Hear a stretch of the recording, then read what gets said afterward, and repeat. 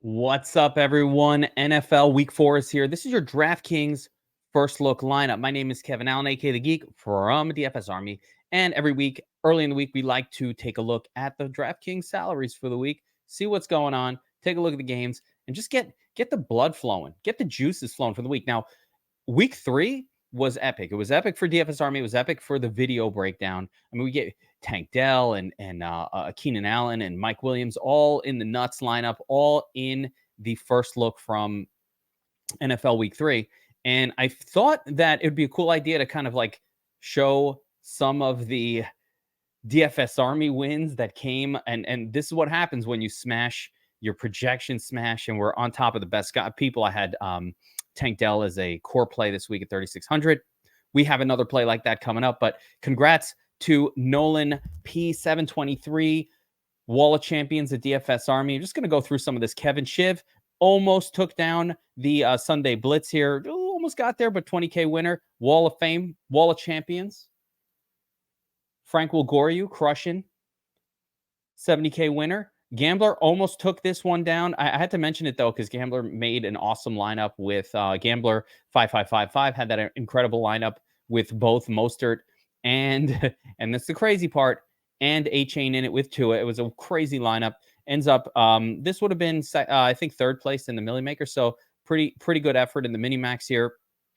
DFS Accountant taking one down, Thursday Night Million. And I just needed to show this screenshot. Now, obviously, these aren't big numbers, but I wanted to congratulate not just Jared Hooper, but Jabithos23. You just don't see this. First, second, third, fourth, sixth, seventh. And what's crazy is, and the next screen, what's crazy is all of these scores were good enough to win the big contest on Sunday. All of these would have taken down, where is it? Would have taken down this one right here. So the Sunday Blitz 204.72, the winner, and of course, everybody crushed it in the Hail Mary. So congrats to all the big DFS Army winners from NFL Week 3. That's what happened. I mean, we nailed it. So really good stuff. That's just a little smattering of the Wall of Champions screenshots from this week. It was really, really awesome. Just epic. It feels good. Feels good. So we're going into week 4, and I'm going to tell you right now, a little spoiler alert, we are chock full of spectacular plays. I got a ton of them, all the different salary levels, and some incredible games. So before we actually run through the DraftKings stuff here, I want to bring up some of the game tiles just to give a quick little run through of some of these games. And it looks like there is a London game or something going on in another country. Falcons, Jaguars. That one's off the main slate. And the slate starts off with an incredible game between the Dolphins and the Bills. Two spectacular offenses. Bills are at home for this one. 53.5 point total. Boner alert. I'm excited for that one. So this is a build-around game. Dolphins at the Bills. Dolphins have been spectacular, unstoppable on offense thus far. And the Bills are the Bills, so we'll see. Dominance in the AFC East on the line here. That should be exciting. Broncos at the Bears. Two horrible teams, but the Bears' defense is specifically epically bad. And Broncos, they just quit last week, so who the hell knows what's going to happen? That's a wild card game, 45.5 point total. We got the Ravens and the Browns in a kind of an ugly one. We can pretty much avoid most of the pieces. 41 point total there. Bengals at the Titans. Another probably ugly game is my guess, with Joe Burrow still banged up, although you have to always pay attention to pass catchers against the Titans. Rams at the Colts. That's an interesting game too. I have to say this one is in play because Richardson is back, and I've been talking about this. Basically at this point, Richardson is an every week must play, so he will be in the QB mix for sure. He's an every week must play. He's just too good what he's doing. And he's too runny. He's too good. He's going to score. He's going to have massive games. I don't know if this is the week, but he's in the mix. And actually, I love one of his wide receivers this week. So it'd be an interesting alternative to stacking that main sort of hype game to look at maybe a Richardson stack. And we'll be talking about that throughout the week. Bucks at the Saints here. Jameis Winston probably going to be at the helm for the Saints. sometimes that leads to good things, but this is a pretty low total, so not a very sexy game with a 40.5 point total. Commanders, Eagles, again, 44-pointer. Eagles, another win. They just look unstoppable right now, and I think that they keep rolling in this game. Not sure I need too many pieces from it. We'll take a look, though. There is one piece that really stands out to me, and we'll talk about that. Vikings at the Panthers. 0-3 Vikings. What's going on over there, right? Panthers 0-3, understandable. I don't know if Andy Dalton will be starting. If Andy Dalton's starting again, there are spots on the Panthers that I'm interested in. People made fun of me in the comments. I should have it here last week when I said Andy Dalton at the helm is much, much better for the Panthers pieces. And we played Thielen this week, and he absolutely smashed. That was one of those plays that we got on as soon as Andy Dalton was the starter. It was an alternate to Tank Double. We had so many cheapies this week. This Pat in week 3. I hope we can pull this off again. I've identified a few. We'll get into them. That I hope we could pull this off again where we actually nail. We weren't expecting that big game from Dell. We're just looking for value at 3,600. We got a lot more than that, and that's how people win tournaments, right? Steelers at the Texans, 40-point total, pretty gross game. Not super interested outside of some bargain pieces from the Texans. The second biggest total on the main slate is this Raiders Chargers game, and I think it has some legs. So that's a game to keep an eye on as well. Devontae Adams, of course, and maybe Josh Jacobs finally has a good game on that side. On the Chargers side, there are some pieces with Mike Williams out. Keenan Allen elevated to super elite play, but also Josh Palmer will be an interesting play this week. We'll have to take a look at if Eckler doesn't come back. I think the pass catchers for the Chargers, very, very much I'm interested in them. And I'm not sure if it's going to be Quentin Johnson, the rookie. I think it's, of course, Keenan Allen, and I think Palmer.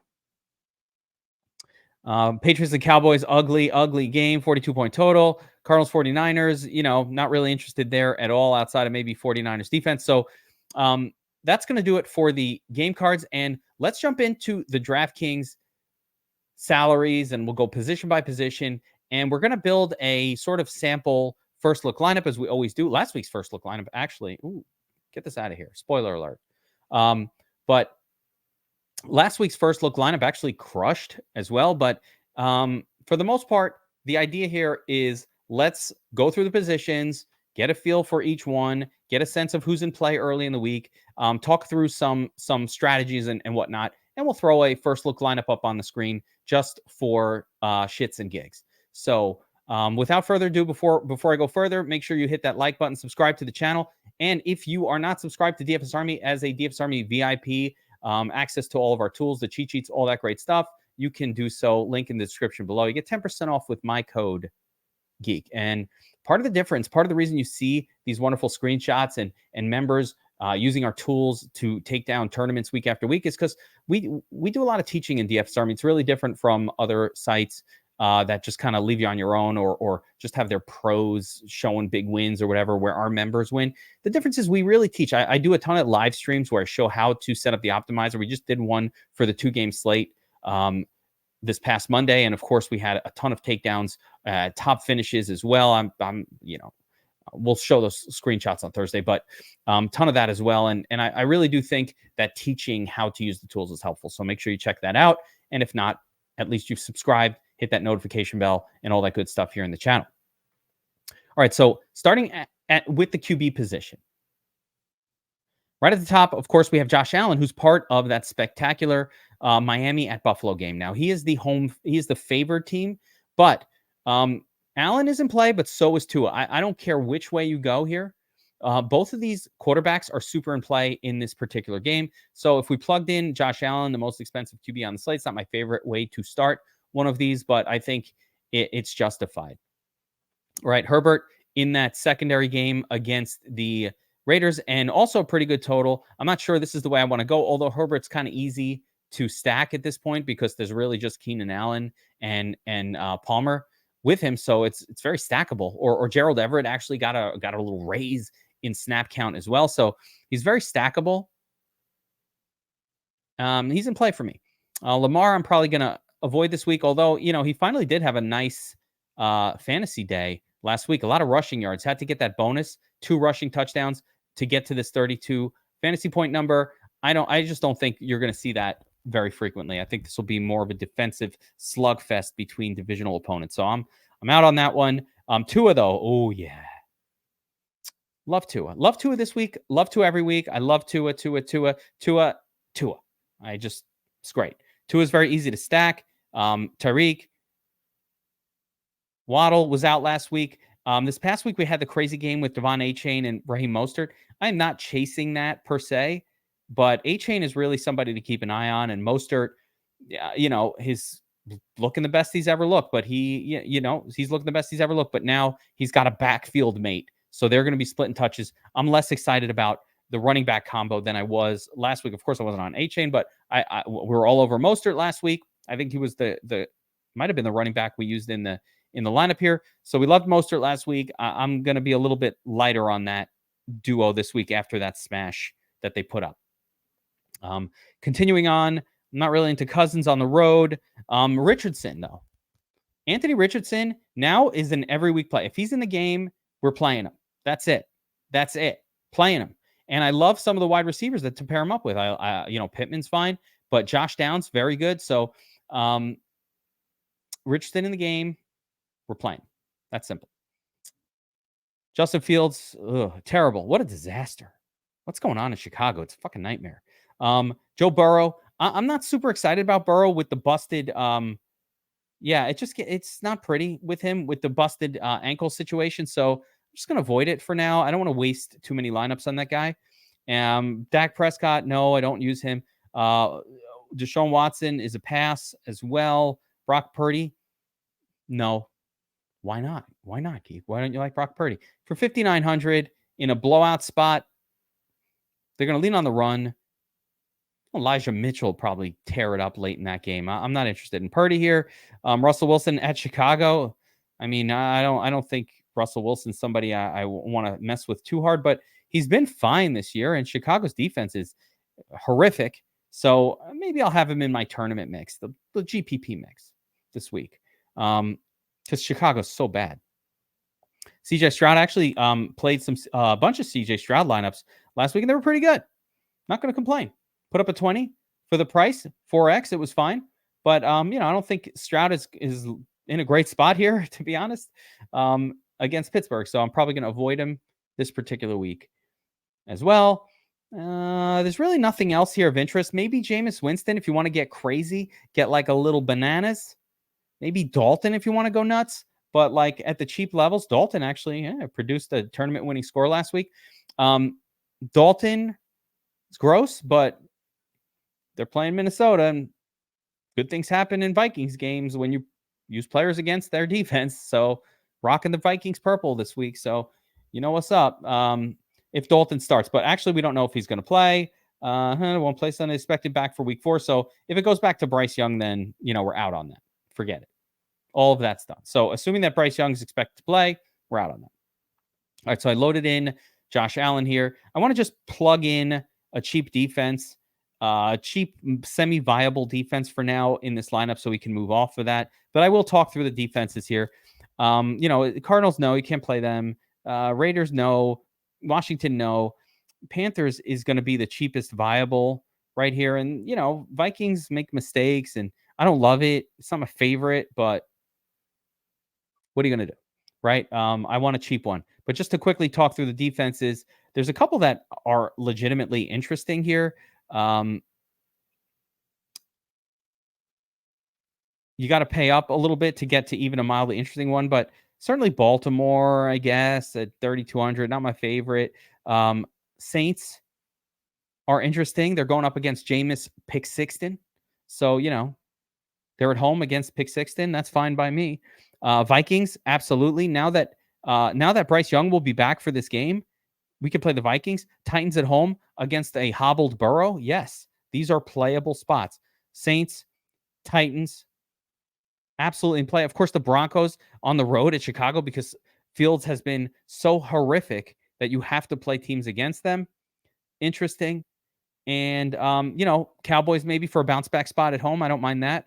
Eagles against Washington. Sure, why not? And, of course, 49ers, but I'm not paying 4,700 for a defense. So whatevs, right? So at this point, we're just going to punt down to Carolina. And let's talk running back. And we'll go through this position group again. In order to make a Josh Allen lineup, to be clear, we're choosing the most expensive QB on this one. So I'm going to be limited at some position groups. And running back, I'm probably not going to be able to plug in Christian McCaffrey in what is probably a smash spot, but it's not my favorite. It's a little too expensive, a little too blowouty for my taste. Tony Pollard, good spot, whatever. Josh Jacobs, also good spot, fine. Derrick Henry is not my guy this year. Mostert,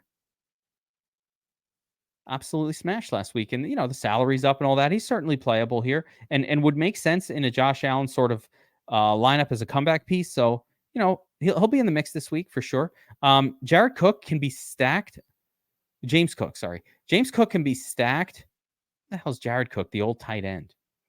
James Cook can be stacked with Josh Allen, right? It's no problem.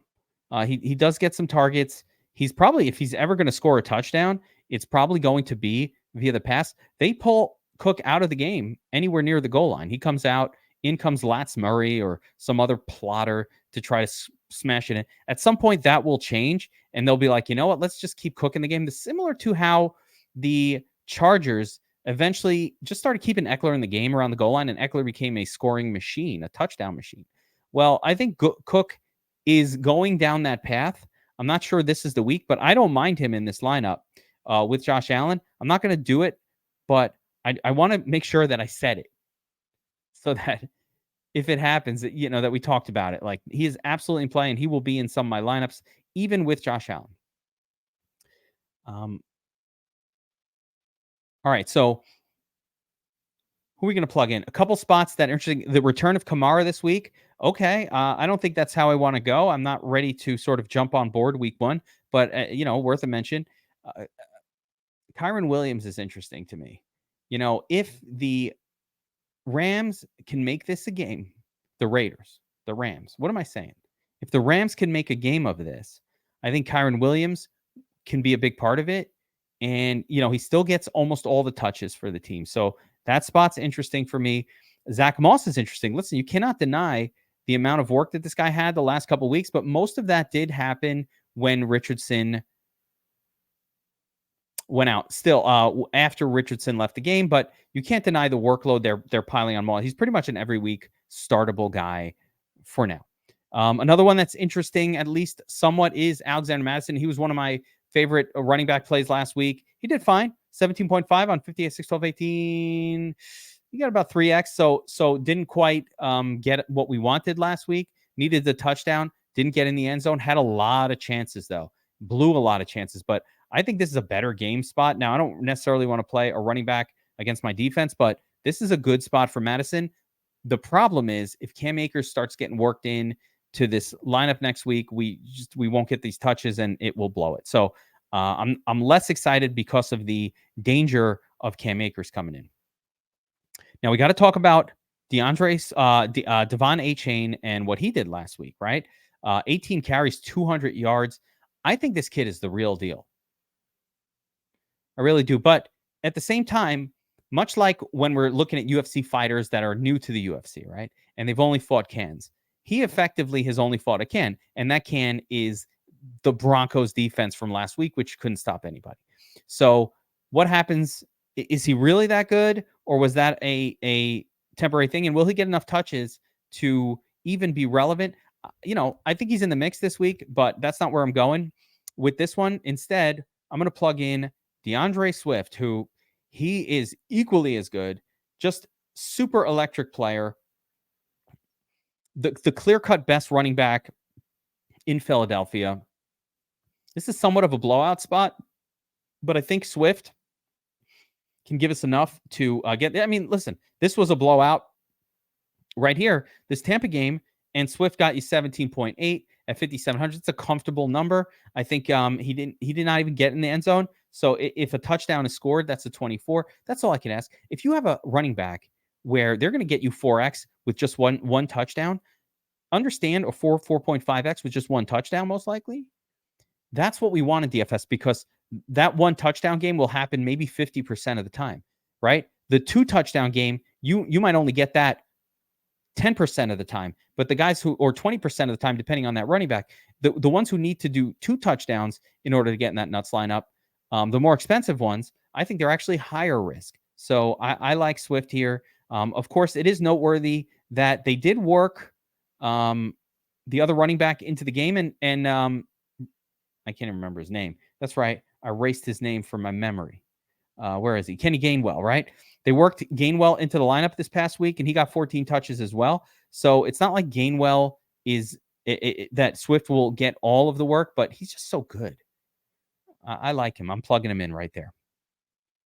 Now, continuing on through the running back situation, and it's a good matchup, and the team's favored at home. That's where you want that running back, right? So, continuing on, Rachaad White really not producing big games at all. Part of the flaw of this Bucs team is they just can't run the football. So I don't necessarily want to go there. I'll tell you where I do want to go, and it's a little scary. Javonte Williams against the Bears. Now, the volume has not been there. It's been there on it at times. So, 6 targets week 1, a couple targets weeks 2 and 3, 11 carries, 12 carries. It's hard to trust him to get more than that 13, 14 touch level. And so, it's just a dangerous spot. I'm not sure. I don't want to pull the trigger there. We will pop up to where we're going to pull the trigger on in a minute. But Najee Harris, no. And even in this great matchup, he's just not, he's just unsexy. I'm not interested in Najee. Jerome Ford actually kind of did a lot worse than the volume wasn't really what I was hoping for Jerome Ford last week. Not gonna lie, it wasn't great. It wasn't great, and it's not like this matchup is all that much better. So I'm interested in Ford, but with caution. Kelly is dead to me at this point. He's dead to me, And continuing on through the running back position, there's really no one here that excites me all that much. So we are going to plug in. We're going to plug in Williams for now. Volume guy, 6K.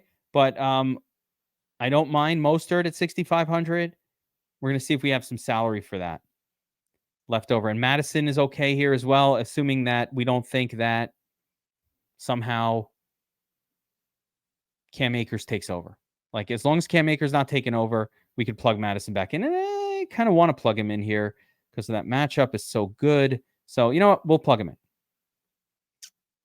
All right. Let's take a look at the wide receiver position. And again, there are studs all over the place. And now, of course, the top dog this week for me is going to be Tyreek Hill.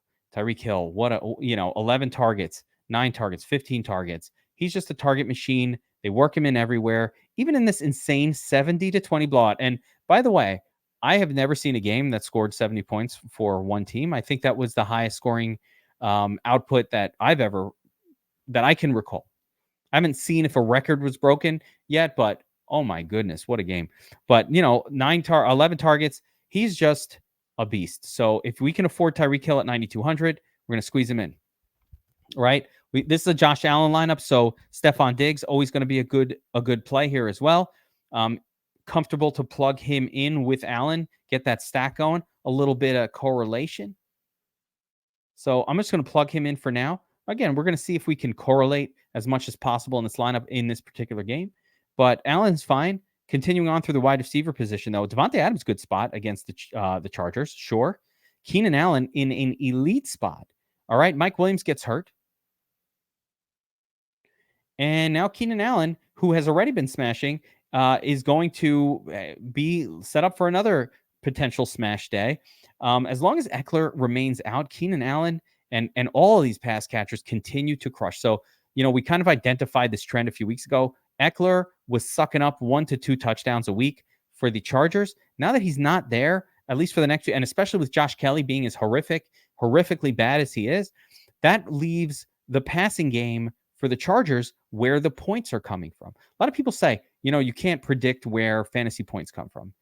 There are certain times when you can, and analysis, paying attention to the games and understanding situational situations. That's how we do it. That's how you can at least get somewhat predictive. You never know for sure, but we can edge ourselves in the right direction. And Again, teams that face great run defenses, they tend to throw a little bit more. You lose your running back, like what happened with the Chargers, a running back that was sucking up all the touchdowns. Now they're going to the pass catchers. So it's a really good scene for Keenan Allen here. We're going to drop him in there. I like a lot of other spots here as well. Jamar Chase, sure, why not? Devontae Adams, like I said, love him. He's great. Jalen Waddle, if he comes back from the concussion or whatever he had going on, good spot as well. So I don't mind plugging him in instead of Keenan Allen if we want to go with a bit more of a game stack concept. Devontae Smith, always kind of interesting. CeeDee Lamb, fine. Nondescript. These are nondescript. These games don't stand out. These game environments don't stand out. So I'm probably going to avoid most of these guys here. Mike Evans as well. They're fine. They're all, I don't know what to call them. Neutral. Like Olave, sure, why not? But doesn't really explode off the page for me. The one thing, Olave is interesting with Jameis Winston at the helm. That's interesting. Because, Jameis is kind of a gunslinger, and sure, right? We'll even talk about Jameis Winston as a QB. Did I mention Jameis? Where is his price? Yeah, 5,300. Jameis Winston's another one. Like if we needed a cheapie, Jameis is certainly one of those guys that I think he'll be in my mix. So he'll make my pick sheet this week. He'll make the cheat sheet, and he won't be a core play, but he'll be in my mix. Continuing on. So yeah, T Higgins, no. Again, good matchup, but 6,800 is stupid. And, for a beaten up Joe Burrow, and he's averaging 11 points per, I don't get it. Puka, you can go right back to Puka. At 6,700, I know it sounds expensive. It's not. Puka's great. 7 more targets this week.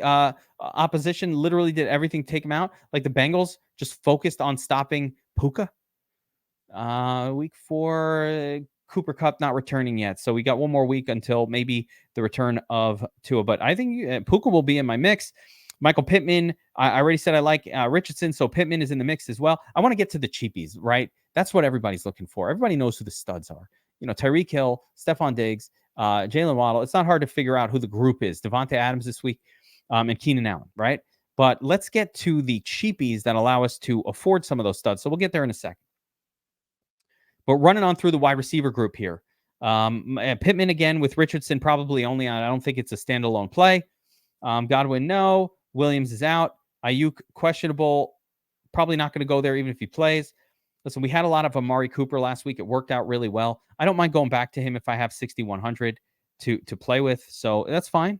Then again, nondescript game, but that's fine. Baltimore is a team you really want to throw against. So fine.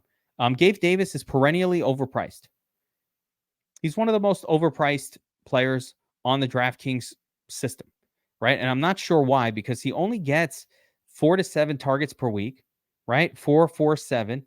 Every once in a while he'll pop off, but even when he popped off here, like his great game, it wasn't that great. Like it was a 6, 12, 18, 24. He's almost 4x his salary, but not quite. So Gabe Davis is GPP only, tournament only play. He's the most classic tournament only play, probably in all of DFS. He'll have pretty crappy scores most weeks, and then every once in a while he'll get you like a 30. Good best ball guy. But the salary is just untenable for me most weeks. The Hopkins, no.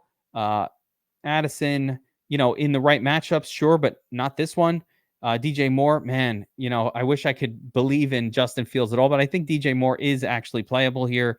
Denver is terrible, and at some point, Chicago's not going to be that horrible.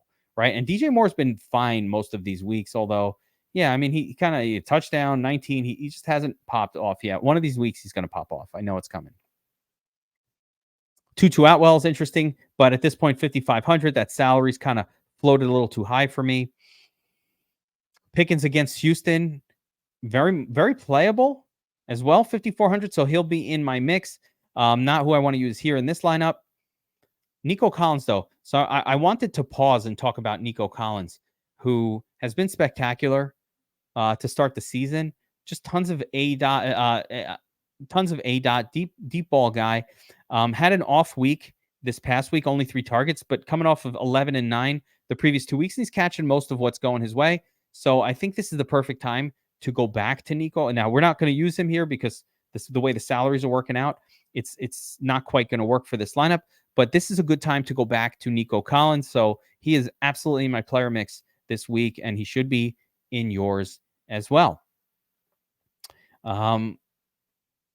Here we go. A couple other spots that I want to mention. Elijah Moore. Now, I'm not specifically targeting this game, but 7, 9, 9, the targets are there. The smash game is coming for Elijah Moore. It's coming at some point. So keep him in your mix. Again, he'll be in my mix this week at 4,700. Tank Dell, we can go back to that. Although, again, this week I think I'm going to favor Nico Collins for just a couple hundred more over Tank Dell. Dell, we got a little lucky because the target volume wasn't as crazy as it was the week before anyway, but he just did a ton with it. So I think I'd rather play, I'd rather not chase that one and play Nico Collins from that game if I need to play one. Again, Adam Thielen, only really somebody I would have been interested in had.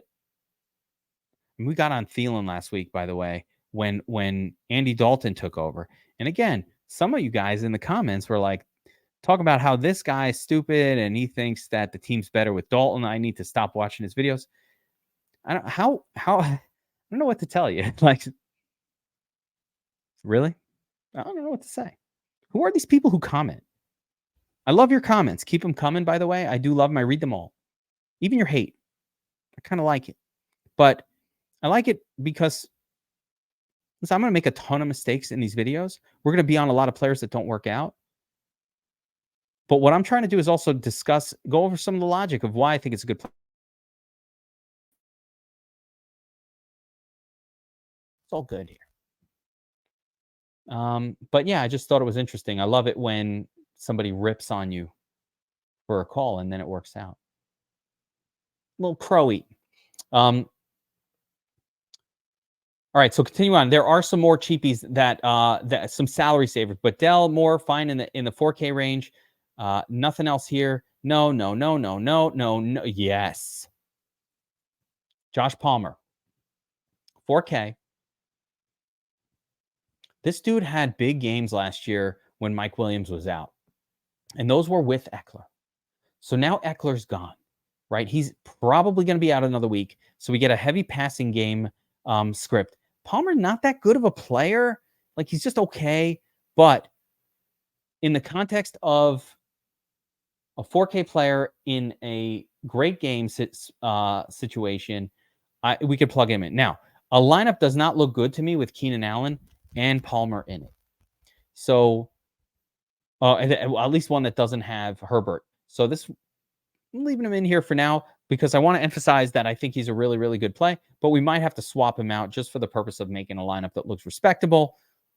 Let's see. Let's get to the tight end position. And at tight end, I need to go cheap here. You can see we only have 3,900 in salary left. So I'm going to talk through the position group, but for the most part, we certainly aren't going to be able to spend up here. And there's not that many great spend up options anyway on the slate. Starting at the top, of course, Hawkinson has been fantastic. Most weeks, he's just put up a solid yeoman-like number. All good, 15, 25. Last couple weeks, 8 targets, 9 targets, 8 targets. I'll take a wide receiver that's getting 8 or 9 targets most weeks, so that's perfectly acceptable. Mark Andrews hasn't quite delivered this year yet, but who knows? George Kittle, not really somebody I'm interested in most weeks. 9 average fantasy points per week. It's just not good enough for the price. I don't like a lot of these tight ends. Tyreek Hill at 4,500. Taysom, I mean, what the fuck, right? Dallas Goedert, no. Averaging 6 fantasy points. Like, why am I doing that? Hunter Henry's not even really the number one tight end on his team. Gesicki's in there just as much. I don't like that. I'm not paying up for that. So there's not a whole lot to love here at the tight end position. So I think my default is going to be, let's find a low cost one that if they do almost anything will be good. And the choice for me is Kylan Granson. I don't mind Durham Smythe or something like that as well. But, he's got 4, 5, 6 targets per week. 3K player. I don't know. So I plugged him in, right? I wanted to, though, I forgot to actually, at 4,800 really doesn't get us where we need to be anyway, but I did want to go through a few more wide receivers in the sub 4K range that I think are viable. I'm not sure if there's more than one, but there is one that I wanted to mention. There's probably two that I wanted to mention here, actually. So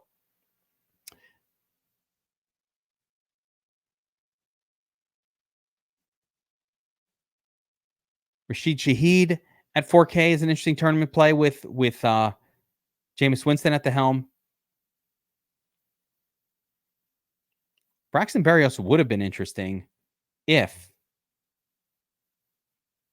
Waddle was still out, but he's probably not going to be out, so we can't really go there. Terrace Marshall, no. The wide receiver I wanted to mention is Josh Downs, and if you take a look at his targets, this might be this week's Tank Dell. The targets have been there. 12 targets last week against Baltimore. We 5 and 7 targets, which is plenty for a $3,500 guy. These games came with, for the most part, with Anthony Richardson at the helm. So Josh Downs here at 3,500 becomes a solid play. Now, because we did this and because Palmer and Keenan Allen don't really work together, we have a couple options. One is, can I get to Hill? Yes. This is what I wanted. This is what I wanted. Hold on. Uh-oh. Boner alert. That's right. We nailed it. We nailed it here. Josh Allen, Stephon Diggs, Tyreek Hill. Boom. WR1, comeback stud. 2, solid running back options. Listen, we might have to switch Madison out if we find out Cam Akers is the guy. But for now, leaving it in there. We got Palmer in there, underpriced wide receiver in a game with a high total. We've got Granson and Downs from this Colts game. You know, this lineup can easily be adjusted to an Anthony Richardson lineup, right? Because he's got 2 pass catchers with him, and I got another $1,500 to spend. Now, I don't, I prefer the other version, but it could easily convert to something like this, and we can upgrade one of these wide receiver, running back spots, no problem, right? This can also easily convert to a Tua lineup right here. Again, we get $800 left to spend, and we can kind of go a different way in a couple different spots. So a really flexible first look DraftKings lineup for you guys this week. I love it. I think we pretty much nailed that one. So I'm excited about that. I'm excited for NFL Week 4. We got a ton of content coming out. As always this week, tournament tactics on Fridays, crush it with the boys. Of course, showdown breakdowns on Wednesdays. So make sure you subscribe to the channel, hit that notification bell, and let us know in the comments who you're stacking up in your first look lineup this week. I'll see you guys next time.